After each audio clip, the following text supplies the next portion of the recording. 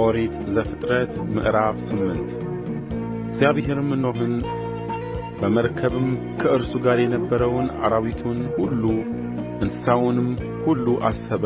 እግዚአብሔርም በምድር ላይ ነፋስን አሳለፈ፣ ውኃውም ጎደለ፣ የቀላዩም ምንጮች የሰማይም መስኮቶች ተደፈኑ፣ ዝናብም ከሰማይ ተከለከለ፣ ውኃውም ከምድር ላይ እያደር ቀለለ።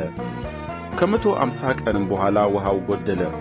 መርከቢቱም በሰባተኛው ወር ከወሩም በ17ኛው ቀን በአራራት ተራሮች ላይ ተቀመጠች።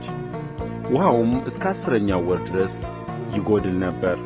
በ10ኛውም ወር ከወሩም በመጀመሪያው ቀን የተራሮቹ ራሶች ተገለጡ። ከ40 ቀንም በኋላ ኖኅ የሠራውን የመርከቢቱን መስኮት ከፈተ፣ ቁራንም ሰደደው፣ እርሱም ወጣ። ውኃውም ከምድር ላይ እስኪደርቅ ድረስ ወዲያና ወዲህ ይበር ነበር።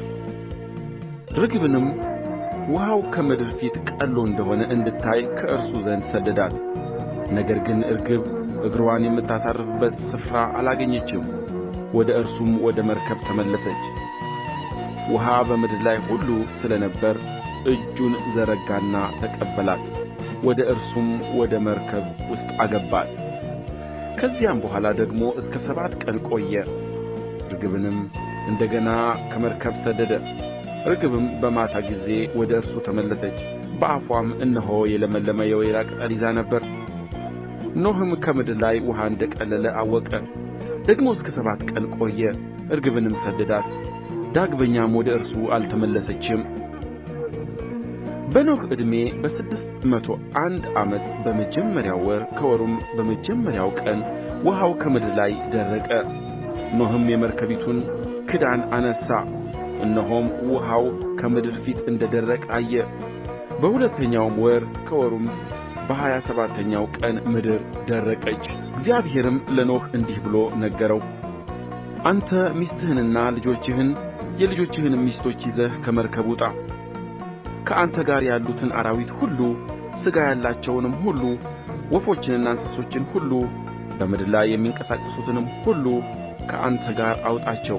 በምድር ላይ ይርመስመሱ ይዋሉም፣ በምድርም ላይ ይብዙ። ኖኅም ልጆቹንና ሚስቱን የልጆቹንም ሚስቶች ይዞ ወጣ። አራዊት ሁሉ፣ ተንቀሳቃሾች ሁሉ፣ ወፎችም ሁሉ፣ በምድር ላይ የሚርመሰመሰው ሁሉ በየዘመዳቸው ከመርከብ ወጡ።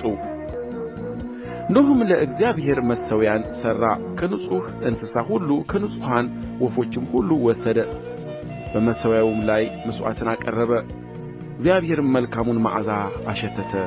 እግዚአብሔርም በልቡ አለ፣ ምድርን ዳግመኛ ስለ ሰው አልረግምም፣ የሰው ልብ አሳብ ከታናሽነቱ ጀምሮ ክፉ ነውና፣ ደግሞም ከዚህ ቀድሞ እንዳደረግሁት ሕያዋን ሁሉ እንደገና አልመታም። በምድር ዘመን ሁሉ መዝራትና ማጨድ፣ ብርድና ሙቀት፣ በጋና ክረምት፣ ቀንና ሌሊት አያቋርጡም።